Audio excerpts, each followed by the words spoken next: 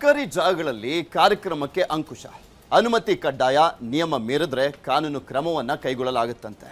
ಆರ್ಎಸ್ಎಸ್ಗೆ ಮೂಗುದಾರ ಹಾಕುವಂತ ಕೆಲಸವನ್ನ ಸರ್ಕಾರ ಮಾಡ್ತಾ ಇದೆಯಾ? ಮತ್ತೊಮ್ಮೆ ಸರ್ಕಾರ ವರ್ಸಸ್ ಆರ್ಎಸ್ಎಸ್ ಅನ್ನುವಂಥ ರೀತಿಯಲ್ಲಿ ಜಟಾಪಟಿ ಜೋರಾಗಿ ನಡೆಯುತ್ತಾ? ಈಗ ಸರ್ಕಾರ ಬಿಲ್ ಮಂಡಿಸುವಂತ ನಿಟ್ಟಿನಲ್ಲಿ ಎಲ್ಲಾ ರೀತಿಯಾದಂಥ ಸಿದ್ಧತೆ ಮಾಡ್ಕೊಳ್ತಾ ಇದೆ. ಇದಕ್ಕೆ ಬಿಜೆಪಿ ಆಕ್ರೋಶವನ್ನ ವ್ಯಕ್ತಪಡಿಸ್ತಾ ಇದೆ.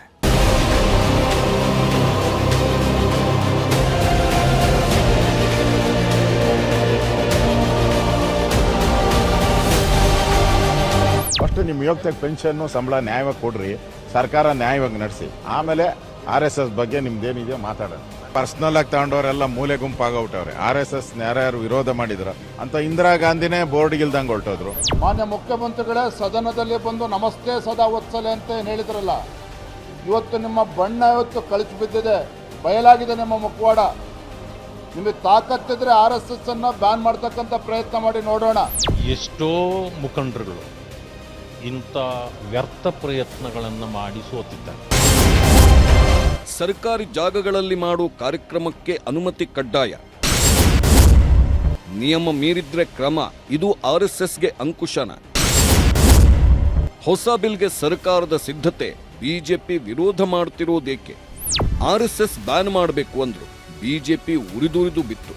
RSSಗೆ ನಿರ್ಬಂಧ ಅಂದ್ರು, ಬಿಜೆಪಿ ಐ ಲವ್ RSS ಅಂತ ಅಭಿಯಾನಗಳನ್ನೇ ಮಾಡಿತ್ತು.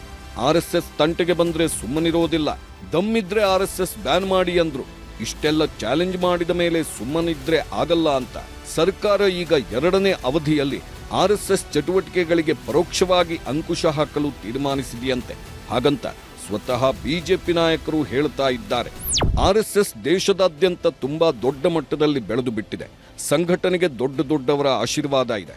ಹಾಗಿದ್ದು ಸಂಘಟನೆಯನ್ನ ಬ್ಯಾನ್ ಮಾಡ್ತೀವಿ ಅಂದ್ರೆ ಅದೆಲ್ಲ ಆಗೋ ಕೆಲಸನ? ಕಾಂಗ್ರೆಸ್ನ ಒಳಗಡೆಯೇ RSS ಬಗ್ಗೆ ಅನುಕಂಪ ಇರೋರೂ ಇದ್ದಾರೆ. ಅಂಥದ್ರಲ್ಲಿ RSS ಬ್ಯಾನ್ ಮಾಡೋದು ಅಂದ್ರೆ ಸುಮ್ಮನೆನಾ? ಅದಕ್ಕೆ ಸಚಿವ ಪ್ರಿಯಾಂಕ್ ಖರ್ಗೆ RSS ಬ್ಯಾನ್ ಅಂದ್ರೂ ಯಾವ ಕೈ ನಾಯಕರು ಅದರ ಬಗ್ಗೆ ತಲೆ ಕೆಡಿಸ್ಕೊಳ್ಳಲಿಲ್ಲ. ಕೊನೆಗೆ ತಮಿಳುನಾಡು ರೀತಿ ನಿರ್ಬಂಧವನ್ನಾದ್ರೂ ವಿಧಿಸೋಣ ಅಂದ್ರೆ ಅದಕ್ಕೂ ಭಾರೀ ಆಕ್ರೋಶ. ಓಕೆ, ಅದೂ ಆಗಲ್ಲ ಅಂತ ಈಗ ಇನ್ನೊಂದು ದಾರಿಯ ಮೂಲಕ RSSಗೆ ಅಂಕುಶ ಹಾಕಲು ಕಾಂಗ್ರೆಸ್ ಸರ್ಕಾರ ತೀರ್ಮಾನಿಸಿದೆ. ಬ್ಯಾನ್ ಮಾಡೋಕ್ಕಾಗಲ್ಲ, ತಮಿಳುನಾಡು ರೀತಿ ನಿರ್ಬಂಧನೂ ಸಾಧ್ಯ ಇಲ್ಲ. ಅಟ್ಲೀಸ್ಟ್ ಕೆಲವೊಂದು ಸ್ಥಳಗಳಲ್ಲಿ ಅನುಮತಿ ಕೊಡೋದು ಬೇಡ, ಸರ್ಕಾರದ ಜಾಗಗಳಲ್ಲಿ ಅವರನ್ನ ಬ್ಯಾನ್ ಮಾಡಿಬಿಡೋಣ ಅಂತ ಪ್ರಿಯಾಂಕ್ ಖರ್ಗೆ ಮತ್ತು ಸರ್ಕಾರ ಯೋಚನೆ ಮಾಡಿದಂತಿದೆ. ಅದಕ್ಕೆ ಈಗ ಬ್ಯಾನ್, ನಿರ್ಬಂಧ ಅನ್ನೋ ಪದಗಳನ್ನೆಲ್ಲ ಪಕ್ಕಕ್ಕಿಟ್ಟು ಸರ್ಕಾರಿ ಸ್ಥಳಗಳಲ್ಲಿ ಸಂಘ ಸಂಸ್ಥೆಗಳ ಕಾರ್ಯಕ್ರಮಗಳಿಗೆ ಅನುಮತಿ ಕಡ್ಡಾಯ ಅನ್ನೋ ರೂಲ್ಸ್ ಮಾಡಿದೆ. ಸಿದ್ದರಾಮಯ್ಯ ಸರ್ಕಾರದಲ್ಲೇ ಇದನ್ನ ಮಾಡಬೇಕು ಅಂತ ತೀರ್ಮಾನಿಸಲಾಗಿತ್ತು. ಆದರೆ ಆಗ ಆಗಲಿಲ್ಲ. ಈಗ ಮತ್ತೊಮ್ಮೆ ಈ ಬಿಲ್ಲನ್ನು ತರಲಾಗ್ತಾ ಇದ್ದು ಇದನ್ನೇ ಈಗ RSSಗೆ ಪರೋಕ್ಷ ಅಂಕುಶ ಅಂತ ಹೇಳಲಾಗ್ತಾ ಇದೆ. ಬಿಜೆಪಿ ಅವರೇನೋ RSS ಅನ್ನ ಎದುರು ಹಾಕ್ಕೊಂಡವರು ಸುಳಿವೇ ಇಲ್ಲದಂತೆ ಆಗಿದ್ದಾರೆ. ಈಗ ಎದುರು ಹಾಕ್ಕೊಂಡವರ ಕಥೆಯೇ ಅದೇ ಆಗುತ್ತೆ ಅಂತ ಹೇಳ್ತಾ ಇದ್ದಾರೆ. ಸರ್ಕಾರದ ವಿರುದ್ಧ ಆಕ್ರೋಶ ವ್ಯಕ್ತಪಡಿಸ್ತಾ ಇದ್ದಾರೆ. ಆದರೆ ಸರ್ಕಾರ ಮಾತ್ರ ಇದು RSS ವಿರುದ್ಧ ಮಾಡ್ತಾ ಇರೋ ಬಿಲ್ ಅಲ್ಲ, ಸರ್ಕಾರದ ಸ್ಥಳಗಳಲ್ಲಿ ಕಾರ್ಯಕ್ರಮ ಮಾಡಲು ಅನುಮತಿ ತೆಗೆದುಕೊಳ್ಳಬೇಕು ಅನ್ನೋದಕ್ಕೆ ಮಾತ್ರ ಕಾನೂನು ಮಾಡ್ತಾ ಇದ್ದೀವಿ. ಮೊದಲು ಬಿಲ್ಲನ್ನ ಬಿಜೆಪಿ ಅವರು ಓದಿಕೊಂಡು ಆಮೇಲೆ ಮಾತಾಡ್ಲಿ ಅಂತ ಜೂನಿಯರ್ ಖರ್ಗೆ ಟಕ್ಕರ್ ಕೊಟ್ಟಿದ್ದಾರೆ. ಅಷ್ಟೇ ಹೇಳ್ತಾರೆ, ತಗೊಳ್ಳಿ ಅಂತ. ವೈಸ್ ಬಿಜೆಪಿಗೆ ಆತಂಕ ಏನು? ಬಿಲ್ ನೋಡಿ ಸರಿಯಾಗಿ ಓದಿ ಅದರಲ್ಲಿ ಏನಾದರೂ ಸಲಹೆ ಕೊಡಬೇಕಂದ್ರೆ ತಗೊಳ್ಳಿ. ನಾವೇನು ಕಾನೂನಾತ್ಮಕವಾಗೇ ಮಾಡ್ತಾ ಇರೋದು. ಕಾಂಗ್ರೆಸ್ ಏನೇ ಹೇಳಿದ್ರೂ ತಮ್ಮ ಬಿಲ್ಲನ್ನ ಎಷ್ಟೇ ಸಮರ್ಥನೆ ಮಾಡಿಕೊಂಡ್ರು ಬಿಜೆಪಿ ನಾಯಕರು ಮಾತ್ರ ಇದು RSS ವಿರುದ್ಧ ಮಾಡ್ತಾ ಇರೋ ಷಡ್ಯಂತ್ರವೇ ಅಂತ ಹೇಳ್ತಾ ಇದ್ದಾರೆ. ಸಾರ್ವಜನಿಕ ಪ್ರವೇಶ ಬಿಲ್ನಿಂದ RSS ಚಟುವಟಿಕೆಗಳಿಗೆ ಮೂಗುದಾರ ಬೀಳೋದು ಖಚಿತ ಅಂತ ಹೇಳಲಾಗ್ತಾ ಇದೆ. ಧರ್ಮಾಧಾರಿತ ಸಂಘಟನೆಗಳ ಚಟುವಟಿಕೆಗಳಿಗೆ ಬ್ರೇಕ್ ಹಾಕಬೇಕು ಅಂತಲೇ ಸಾರ್ವಜನಿಕ ಪ್ರವೇಶ ನಿಯಂತ್ರಣ ಬಿಲ್ ತರಲಾಗ್ತಾ ಇದೆಯಂತೆ. ಇದರಿಂದ ಸಭೆ, ಸಮಾರಂಭ, ಪಥಸಂಚಲನಗಳಿಗೆ ಸರ್ಕಾರದ ಅನುಮತಿ ಕಡ್ಡಾಯವಾಗುತ್ತೆ. ಸರ್ಕಾರಿ ಕಚೇರಿ, ಶಾಲೆ, ಕಾಲೇಜು, ಆಟದ ಮೈದಾನ ಬಳಕೆಗೆ ಅನುಮತಿ ಪಡೆಯಬೇಕಾಗುತ್ತೆ.